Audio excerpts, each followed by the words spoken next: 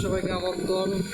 Launch রয়েছে কর্ণফুলী দিল ইলিশাগামী launch দেখতে পাচ্ছেন ফুল স্পিডে টান দিতেছে। অপরদিকে চাঁদপুরের লঞ্চ ময়ূর 2 সেও তার সাথে সাথে ফুল স্পিডে টানতেছে।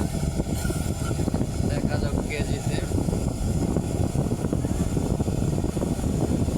ফায়ার মোডে আছে কর্ণফুলী 3 লঞ্চ।